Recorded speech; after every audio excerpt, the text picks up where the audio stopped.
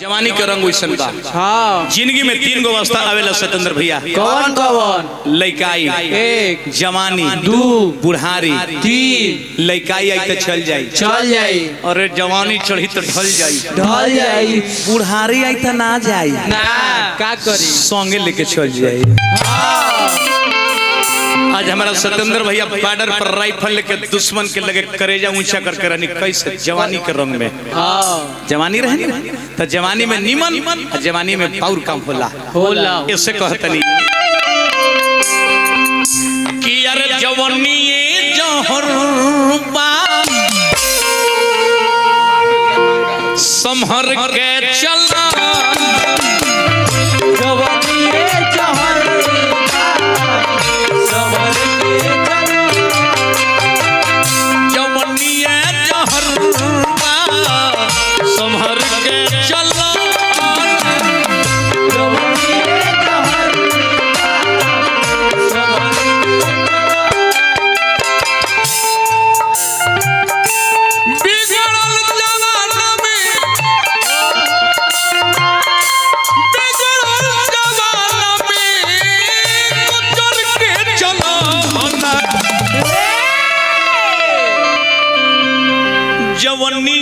जहरबा संभर के चला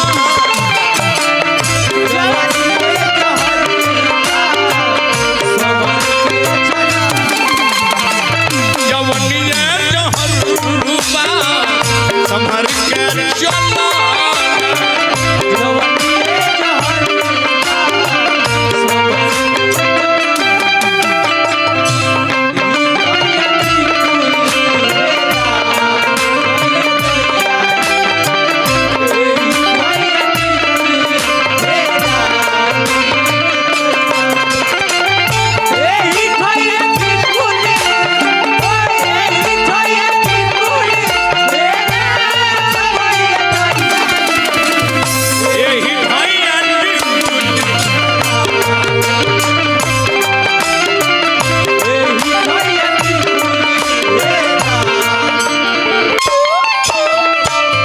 सतेंद्र भैया के मौसी के लेकर छोटू यादव हमारा सतेंद्र भैया के बड़ भाई बहुत बहुत रुपये से सम्मानित किन भैया के प्रणाम करनी हो। ये से कहे के बात मरल जवानी जान भीतरे भीतरिया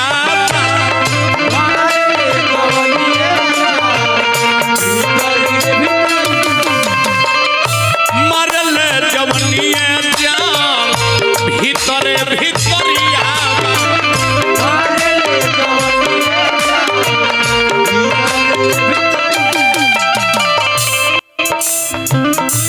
चलबू उतान दगिया लागी के रही हो जान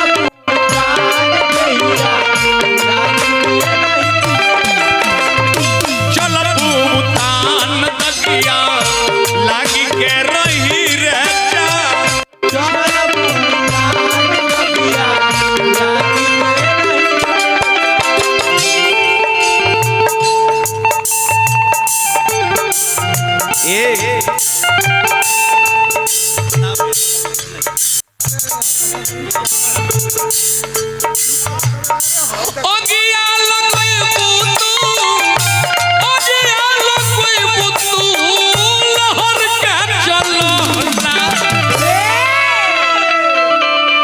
जवनिया जहरबा संभर के चला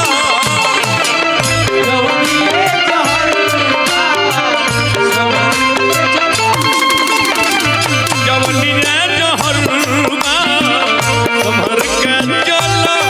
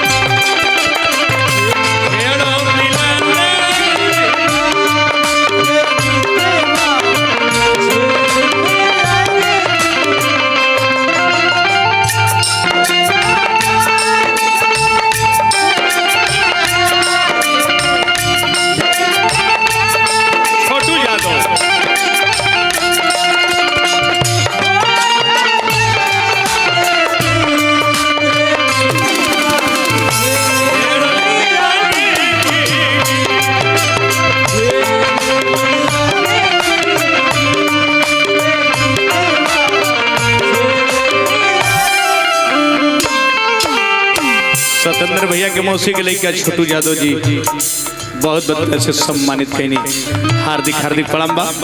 देखें कौन इंसान के धन के बढ़ल ठीक होके के चाहे, हाँ मन के बढ़ल ठीक ना होला। ना ना मन के बढ़ाइबा तो 3 गो चल जाई, कवन कवन धन चल जाई, 1 धर्म चल जाई, 2 संग में वंश चल जाई, 3 मन मन बतिया प्रमाण पढ़ के देख ला। रावण 1 कुरुराज 2 मथुरा में कंस। सत्येंद्र भैया आमदनी कम आ खर्च ज्यादा, आमदनी कम आ खर्च ज्यादा जाते उलझन बिकाए के खून कम आ खीस ज्यादा उलझन पिटाए के पिटाए के जन्नी ब्याजी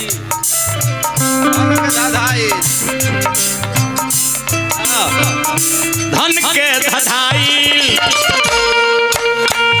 ओराई उताई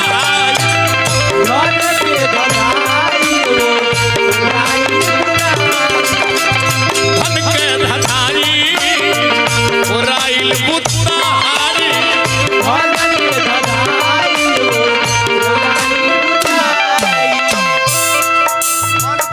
मन बौराई पिटाई छुराई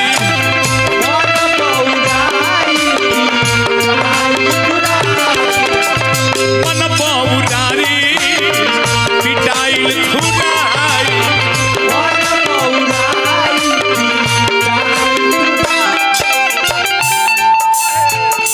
कोहे सुदर्शनवा कोहे सुदर्शनवा देवर के चलहना छोटू भाई हो जवनिया जहरबा असमहर के